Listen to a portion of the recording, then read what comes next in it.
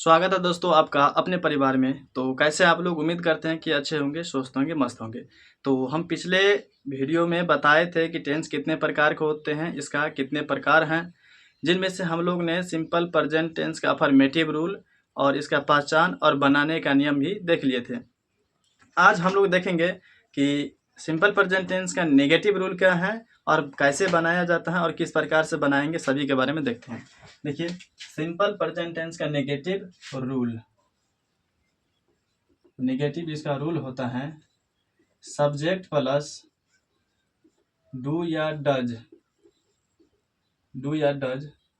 Plus में note plus V1 plus object plus में other word होता है। तो देख लिए हैं। अब इसका जो है सब्जेक्ट, अच्छा, पिछले वाले वीडियो में हम बताए थे कि सब्जेक्ट क्या है, किस प्रकार से पहचानते हैं, और हेल्पिंग वर्ब क्या है, मेन वर्ब क्या है, ऑब्जेक्ट क्या है, सारे चीज़ के बारे में बताए थे। लेकिन आज हम फिर बताएंगे। देखिए, सब्जेक्ट को पहचानने के लिए हम लोग किसका प्रयोग करते थे? कौन का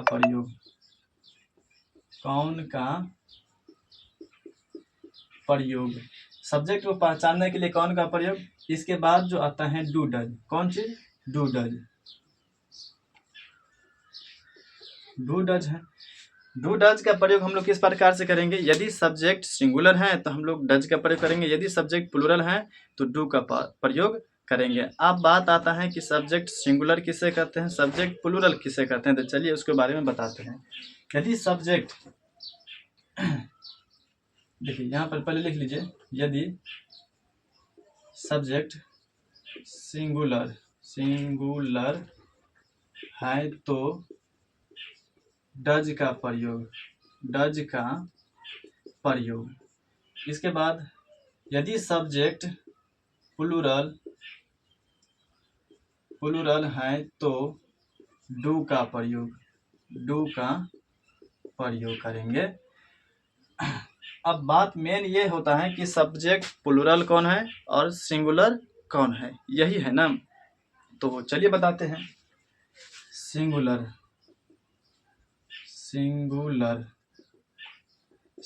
का मतलब ये होता है कि जिसमें चाहे ही हो, सी हो, इट या एक से कम नाम, मतलब एक नाम हो, जिसमें एक नाम हो, ही, सी, इट इत्यादि एक नाम में हम लोग किसका प्रयोग करते हैं?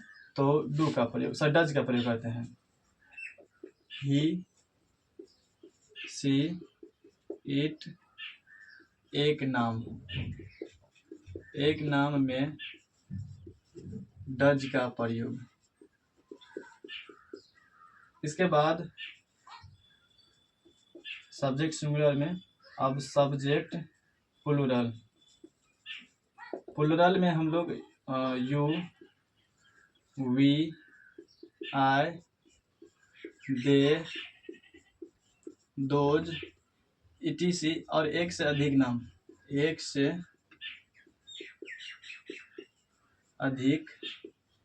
नाम में डू का प्रयोग करते हैं, डू का प्रयोग करेंगे। बात समझ आ गया। यदि सब्जेक्ट सिंगुलर है तो हम लोग ही, सी, इट एक नाम में डज का प्रयोग करेंगे। यदि सब्जेक्ट प्लूरल है तो यू, वी, आई और दे, दोज एक से अधिक नाम में हम लोग डू का प्रयोग करेंगे। अब बारी आता है नोट। चाहे सेंटेंस नेगेटिव चले तो इसमें सभी में नोट लगाना ही पड़ेगा। इसके बाद V1 के बारे में हम बताए थे, यानी इसे मेन वर्ब कहते हैं।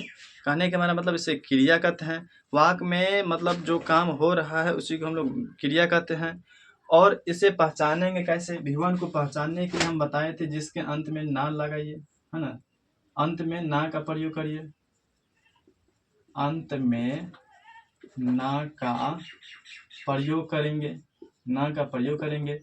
ऑब्जेक्ट के भी बारे में बता दिए थे कि वाक्य में जिस काम पर असर जिस पर पड़े उसी को हम लोग क्या कहते हैं? ऑब्जेक्ट कहते हैं। अदर वर्ड मतलब जो बाकी बच गया उसी को हम लोग अदर वर्ड कहते हैं। अब हम एग्जाम्पल की ओर चलते हैं। एग्जाम्पल क्या है इसका? देखिए, एग्जाम्पल जैसे मान लीजिए कि मैं नहीं खाता हूँ, मैं नहीं खाता हूँ, दे दिए हैं। अब बताइए, हम लोग इस रूल पर बताएंगे कि ये सिंपल प्रेजेंट टेंस का नेगेटिव है कि नहीं, सबसे पहले पहचानिए।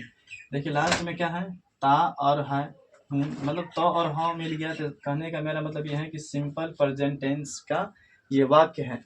और सिंपल प्रेजेंट टेंस में भी 4 प्रकार थे, अफर्मेटिव कौन है, निगेटिव कौन है और इंट्रोगेटिव कौन है, WH क्वेश्चन है। तो चारों हम देखेंगे कि सिंपल प्रेजेंट टेंस में ये अफर्मेटिव है कि नेगेटिव है। हम देख लिए हैं यहाँ पर नेगेटिव है, तो ये नेगेटिव रूल वाला रूल पर बनाएगा। तो सबसे पहले सब्जेक्ट देखेंगे, सब्जेक्ट पहचानने के लिए हम लोग कौन का प्रयोग करेंगे, कौन नहीं खाता है, तो मैं नहीं खाता हूँ, मतलब सब्जेक्ट इसमें मैं है, मैं के इंग्लिश में हम लोग आई कहते हैं। सब्जेक्ट के बाद डू या डज का प्रयोग करेंगे, सब्जेक्ट के बाद किसका प्रयोग करेंगे, डू या डज, लेकिन डू डज का प्रयोग हम लोग सब्जेक्ट के अनुसार करेंगे। यदि सब्जेक्ट प्लूरल है तो डू का प्रयोग करेंगे, यदि सब्जेक्ट सिंगुलर है तो डज का प्रयोग करेंगे। यहाँ पर आय है तो आय के साथ हम लोग डू का प्रयोग करते हैं, यहाँ पर देख लीजिए। आय के साथ हम लोग किससे प्रयोग करते हैं, डू का प्रयोग करते हैं, तो आई डू। डू डज के बाद जस्ट हम नोट लगाते हैं, नोट लगा दिए हैं। इसके बाद V1 है, V1 पहचानने के लिए अंत में ना का प्रयोग करिए, मतलब मैं नहीं खाता हूँ मतलब खाना, नहीं खाता हूँ मतलब खाना, इसके ना लग गया है, खाना मतलब यही क्या है, V1 है। तो खाना का वर्ब मीनिंग क्या होता है, इट होता है, इट होता है। इसके बाद क्या है, ऑब्जेक्ट, इसमें ऑब्जेक्ट है नहीं है तो फुल स्टॉप यहाँ पर हम लोग दे देंगे। अब हम लोग अगला एग्जाम्पल लेते हैं, तुम स्कूल नहीं जाते हो, ये सेंटेंस बनाकर दिखाइए। तो तुम स्कूल नहीं जाते हो, तुम स्कूल नहीं जाते हो। देखिए सबसे मेरा जो काम होगा, पहचान देखेंगे कि ये किस रूल पर बनता है और किस टेंस का है। तो देखिए इसका जो पहचान है, लास्ट में तो और ह मिल गया है, तो ये भी क्या है, सिंपल प्रेजेंट टेंस है। और सिंपल प्रेजेंट टेंस का नेगेटिव है क्योंकि इसमें नेगेटिव दिख रहा है। अब देखिए इसका रूल होता है सब्जेक्ट, सबसे पहले सब्जेक्ट ढूंढिए।